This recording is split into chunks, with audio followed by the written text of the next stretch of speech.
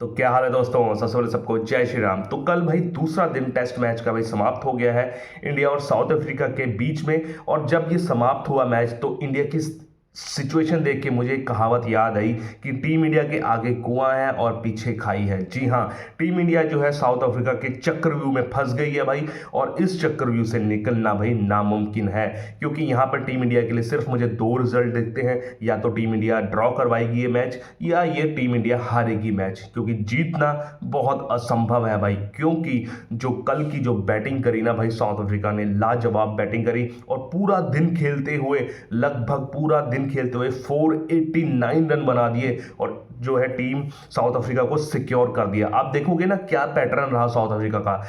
Kyle वराइन उनके wicket keeper और मुत्थुस्वामी के बीच 88 रन की पार्टनरशिप भाई 237 गेंदों में वहां पर उन्होंने अपने आप को सिक्योर कर लिया कि वो अब हारेंगे नहीं यहां पर मैच। फिर एंड में आते आते जो जो था चौकों और छक्कों की बरसात कर दी। मार्को यानसन ने 7 छक्के मारे और 3 बल्ले तोड़ दिए, जिसकी वजह से यहां पर अब ये सुनिश्चित कर दिया यानसन ने या फिर साउथ अफ्रीका की टीम ने कि वो यहां भाई जीतने के लिए आए हैं। तो मार्को यानसन की ताबड़तोड़ वाली इनिंग्स उनको जिता कर ले जाएगी। लेकिन अगर इंडिया की बात करें तो बहुत खराब रिजल्ट आए हैं इंडिया के लिए। सोचा था पहली इनिंग्स बहुत अच्छा खेली इंडिया ने, जहां पर 246 पर 6 आउट कर दिए थे साउथ अफ्रीका अफ्रीका के। हमने सोचा था कि भाई 300 के अंदर हम ऑल आउट कर देंगे, फिर हम लीड लेकर भाई ये मैच जीत जाएंगे। लेकिन भाई प्लान्स हमेशा सफल नहीं होते। इरादे अच्छे होने चाहिए, नेक होने चाहिए, तभी सफल होते हैं। अगर आप देखोगे ना, पैटर्न देखोगे भाई इंडिया का, घर में इंडिया अब बहुत खराब खेलना शुरू कर दिया है। जब आपकी टॉप क्वालिटी की टीम, टॉप 4 जब खेलने आती है टीम इंडिया अब इंडिया में, तो वो आपको हराने की मादा रखती है। चाहे आप न्यूजीलैंड देख लीजिए, पिछले साल क्या हुआ था, न्यूजीलैंड ने 3-0 हराया था इंडिया को, स्पिनिंग ट्रैक दे दी भाई सुपड़ा साहब। और यहाँ पर पहला टेस्ट मैच तो हम हारे हारे और दूसरे टेस्ट मैच हारने के कगार पर हैं। अगर सॉरी, अगर भाई यहाँ पर ड्रॉ भी कर लिया तो भी हमसे सीरीज जो है हाथ से निकल जाएगी। तो बहुत मुश्किल हो रहा है भाई टीम इंडिया के लिए। तो ऐसा क्यों हो रहा है? मेरे ख्याल से भाई हम स्पिन ट्रैक खिला खिला कर, स्पिन ट्रैक दे देकर भाई इंडियन बॉलर्स की स्किल हमने खत्म कर दी है। क्योंकि स्पिन ट्रैक जब आप बनाते हो ना पाटा विकेट, तो मैं अगर कराऊं ना बॉलिंग भाई, मैं भी एक आधी विकेट ले लूं किसी टेलेंडर की, क्योंकि बस आपको राइट एरिया में डालना होता है। तो वहां पर जो है पिच जो है अहम रोल प्ले करती है, वहां पर उछलेगी, नीचे रहेगी, स्विंग और स्पिन होगी, वो सारा पिच का खेल है। ठीक है ना? तो ये मेरे ख्याल से टीम इंडिया की स्किल जो बॉलर्स की वो खत्म कर दी है इन पाटा विकेटों ने, या फिर कह लीजिए टीम मैनेजमेंट की वो थिंकिंग ने। तो अगर हम कल की बात करें भाई, कल बहुत अच्छा खेली साउथ अफ्रीका, 246 पर 6 थी। लेकिन कल जब खेलने आई तो पूरी कंसंट्रेशन के साथ खेला। यहाँ पर मुत्थुस्वामी और जो है काइल वराइन की पार्टनरशिप बहुत अहम हुई भाई। 88 रन की पार्टनरशिप हुई और 237 गेंदें खेली इन्होंने, जहां पर काइल वराइन ने आई थिंक देखो 45 रन मारे और गेंदें कितनी खेली, 122, 37 की स्ट्राइक रेट से खेला। चलो आउट कर दिया उसको। हमने सोचा चलो ये निपट गया तो अब पिछले बल्लेबाज निपट जाएंगे, लेकिन कहाँ भाई, मार्को यानसन और मुत्थुस्वामी की दोबारा से तगड़ी पार्टनरशिप हो गई भाई उनकी। एक 97 रन की पार्टनरशिप हुई मात्र 107 गेंदों में, जिसमें मुत्थुस्वामी ने अपना शतक ठोक दिया भाई, पहला शतक ठोक दिया उन्होंने।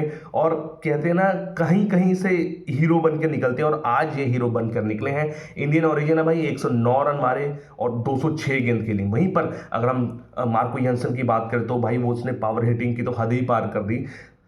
93 रन मारे मात्र 91 गेंदों में, जिसमें भाई उन्होंने 6 चौके और 7 गगनचुंबी छक्के मारे। और ऐसे छोटे मोटे छक्के नहीं, सभी छक्के भाई 75 मीटर के ऊपर से मारे। और रविंद्र जडेजा तो खास करके उनके बनी रहे भाई।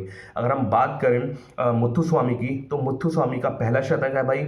2019 में इन्होंने डेब्यू किया था, लेकिन वो ड्रॉप हो गए थे। फिर दोबारा से अब इन्होंने एक तरीके से अपना दूसरा डेब्यू किया और क्या शानदार परफॉर्मेंस दी। वहीं पर मार्को यानसन अपने शतक से चुके, लेकिन ये वाला जो है 93 रन कोई शतक से पीछे नहीं है। जहां पर भाई सबसे अहम बात रही, 3-3 बल्ले चेंज किए मार्को यानसन ने, क्योंकि भाई वो टूट चुके थे।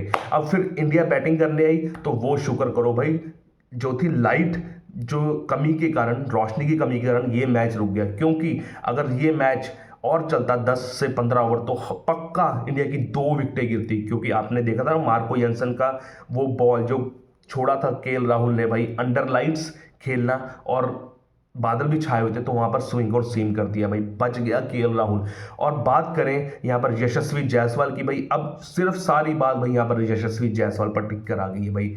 जिस तरीके से वो बंदा खेलेगा, क्योंकि हिटे मारता है वो रुकने वाला नहीं है, वो सारा फेट जो है, किस्मत टीम इंडिया के हाथ में, जो कहते हैं ना चाबी, वो सारी यशस्वी जायसवाल के हाथों में है। अगर कोई आउटसाइड चांस है इंडिया के पास जीतने का, वो सिर्फ यशस्वी जायसवाल के साथ है, क्योंकि केएल राहुल आपको पता है कि वैसे इनिंग्स नहीं खेलते, साई सुदर्शन है, एक्सपीरियंस बल्लेबाजों की कमी है, सिर्फ यशस्वी जायसवाल हैं जो होनी अनहोनी को होनी कर सकते हैं। तो बहुत इंपॉर्टेंट रहेगा भाई जैस बॉल या फिर यशस्वी जायसवाल की पारी।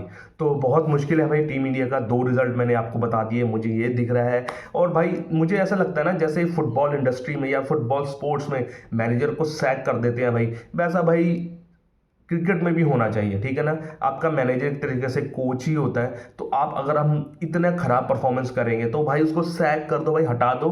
हाँ, वाइट बॉल में तो अच्छा प्रदर्शन करा भाई, T20 एशिया कप जिताया है उसने, T20 वर्ल्ड कप जिताया है, तो आप वाइट बॉल में उसको कप्तान बने रहते हो, टेस्ट में और को चेंज कर दो भाई। इंग्लैंड में तो ऐसे ही होता है और कई जगह भी ऐसे होता है, स्पेशलिस्ट टेस्ट और वाइट बॉल के अलग से कोचेज हो, तो ऐसा करना पड़ेगा भाई टीम इंडिया को। और अहम बात यह है कि मैं क्यों कह रहा हूं कि यहाँ पर ड्रॉ होने के चांस मुझे ज़्यादा लग रहे हैं, क्योंकि टाइम की कमी।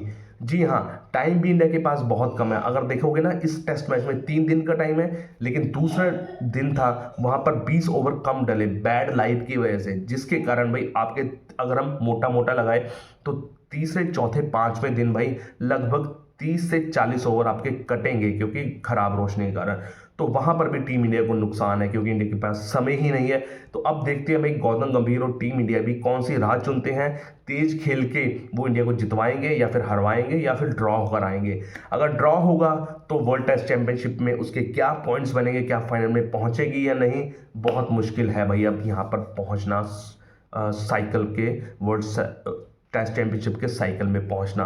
एक तरीके से सपना, कहीं हमारा सपना ना रह जाए जो 2025 में देखा था और 2027 में रखा था, वो कहीं टूटा का टूटा ना रह जाए। तो उम्मीद करते हैं भाई कुछ अनएक्सपेक्टेड हो, यहाँ पर यशस्वी जायसवाल दोहरा शतक या फिर डैडी 100 मारे, और with a very good pace. आपको पेस अच्छी रखनी पड़ेगी, स्ट्राइक रेट अच्छी रखनी पड़ेगी, तभी टीम इंडिया का कुछ हल होगा।